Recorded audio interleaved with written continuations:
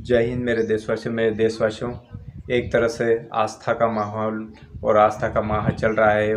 चारों तरफ आस्था का माहौल बना हुआ है। अभी अभी मैं खबर न्यूज़ देख रहा था कि श्रद्धालु स्नान के लिए गए, श्रद्धालु डूबते हुए बाल बाल बची नहीं बल्कि उसे बचाया गया है। एक महिला नदी में स्नान के लिए गई और वे श्रद्धालु थी और डूबते हुए उसे बचा लिया गया।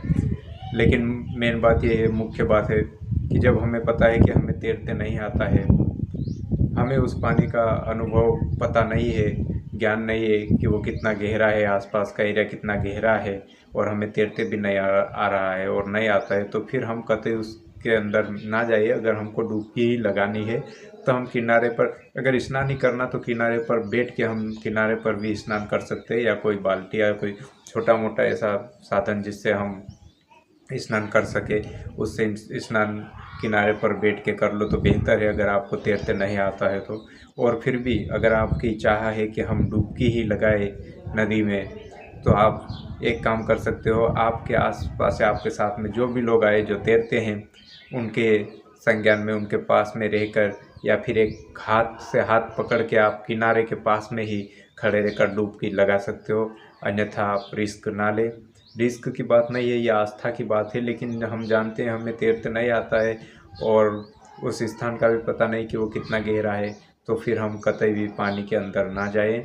और विशेष ध्यान रहे, जिनको तैरते नहीं आता है वे भी ऐसी भीड़ भाड़ वाली जगह या भीड़ भाड़ वाले क्षेत्र में जहाँ पर स्नान हो रहा है वहाँ भी ना जाए। कभी कभी ऐसा होता है कि इतनी भीड़ भाड़ में और सबकी अपनी अपनी धुन में हम अपने पास के व्यक्ति को खो बैठते हैं, ध्यान नहीं रहता है कि कौन क्या कर रहा, सब अपनी अपनी धुन में रहते हैं। इसलिए मेरे देशवासियों, मेरे श्रद्धालु, मेरे आस्थालु, सबकी अपने अपने आस्था होती है, लेकिन फिर भी आप विशेष ध्यान रखें। और दूसरी बात, कई ऐसी बातें हैं, लेकिन एक जो खबर देखी तो मुझे ऐसा लगा कि मैं शायद दो शब्द कुछ कहूँ, क्योंकि ये बातें सब हम देखते हैं लेकिन उन पर गौर विचार नहीं करते। यानी अंतिम बात यही है कि अगर आपको तैरते नहीं आ रहा है और आप अगर स्नान के लिए गए हो, गंगा स्नान या नर्मदा स्नान या कोई से भी स्नान के लिए गए हो, तो आप किनारे बैठकर स्नान कीजिएगा। माफ़ी चाहता हूँ इसमें कुछ अगर कहा तो, क्योंकि आप डुबकी लगाने गए हो, अच्छी बात है, लेकिन हम हमारी परिस्थिति, अपनी परिस्थितियों के हिसाब से ही डुबकी लगाए। मेरा कहने का मतलब, जो महिला की घटना बता रहा था उन्हें बचा लिया गया है। वहाँ पर सतर्क और सावधान जो लोग थे, या फिर कोई समिति होगी, वहाँ के कोई विशेष व्यक्ति ने उन्हें बचाया, वो तो ठीक है कि उनका ध्यान था वहीं पर, व्यवस्था में लगे थे और पूरा व्यवस्था में ध्यान था, इसलिए बचा ली गई।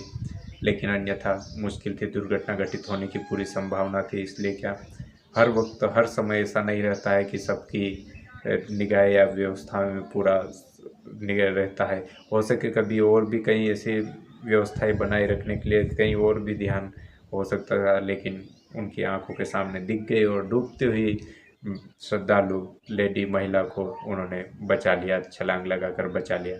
तो ऐसा आगे से सावधान रहे और सोच समझ कर ही आप स्नान के लिए अंदर जाए, पानी के अंदर। मिलते हैं। जय हिंद, जय जवान, जय किसान।